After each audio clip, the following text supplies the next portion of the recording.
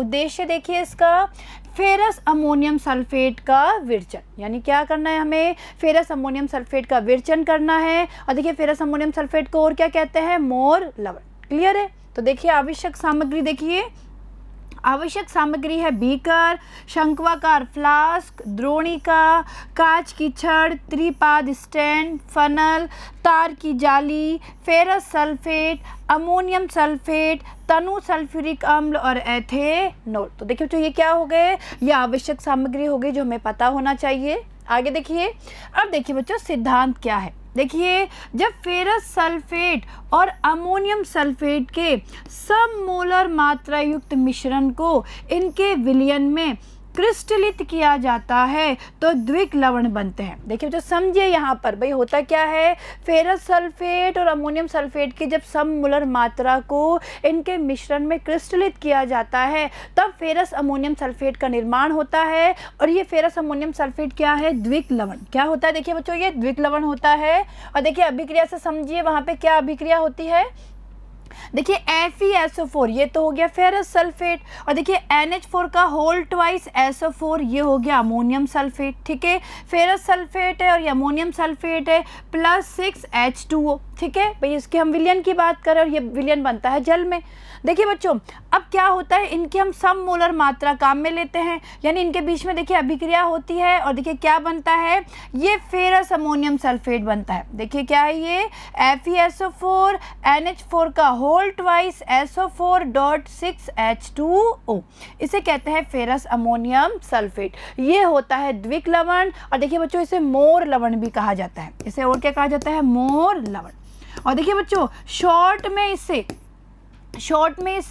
FAS भी कहते हैं, ferrous ammonium sulphate, FAS। Clear है। तो देखिए ये इसका क्या हो गया, सिद्धांत हो गया। अब आगे देखिए, Fe2+ आयन। समझिए बच्चों जो Fe2+ आयन होते हैं वो जल अपघटित हो जाते हैं, इसलिए फेरस सल्फेट और अमोनियम सल्फेट का गर्म जल में विलयन बनाते समय तनु सल्फ्यूरिक अम्ल मिलाया जाता है ताकि जल अपघटन ना हो। तो देखिए बच्चों होता क्या है, जो Fe2+ आयन है वो जल अपघटित हो जाते हैं, तो इनका जल अपघटन ना हो इसलिए क्या करते हैं, फेरस सल्फेट और अमोनियम सल्फेट का जो गर्म जल में विलयन है उसमें और क्या मिलाया जाता है, तनु सल्फ्यूरिक अम्ल। ठीक है, आई बात समझ में यहाँ तक की। तो देखिए अब हम इसकी विधि देख लेते हैं।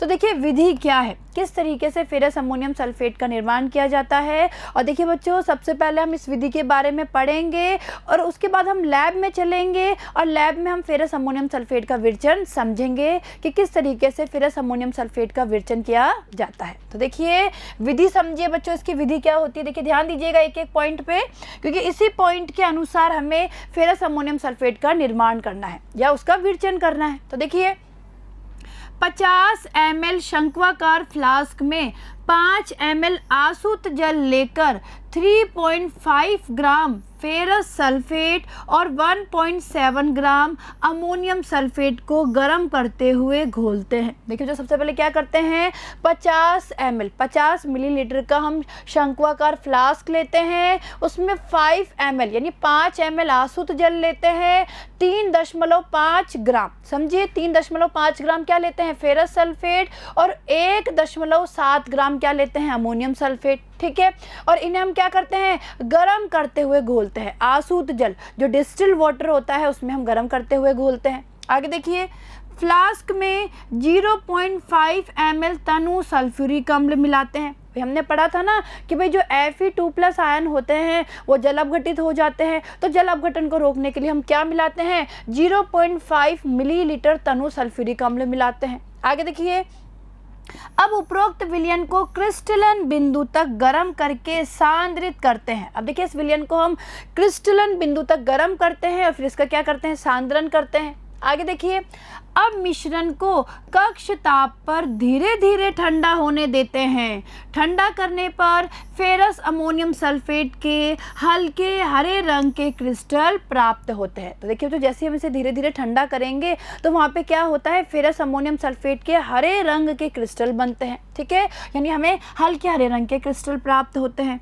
मात्र द्रव को निथार कर क्रिस्टल को 1:1 आसूत जल और अल्कोहल के मिश्रण की थोड़ी थोड़ी मात्रा में धोते हैं। अब क्रिस्टल को निस्यंदित करके, देखिए बच्चों निस्यंदित का मतलब होता है छानना, है ना, फिल्टर पेपर की सहायता से छानना, फिल्टर पत्र की सहायता से। यानी अब हम क्या करते हैं, क्रिस्टल को निस्यंदित करके अल्कोहल से धोकर निस्यंद पत्र, देखिए निस्यंद पत्र का मतलब होता है फिल्टर पत्र, ठीक है।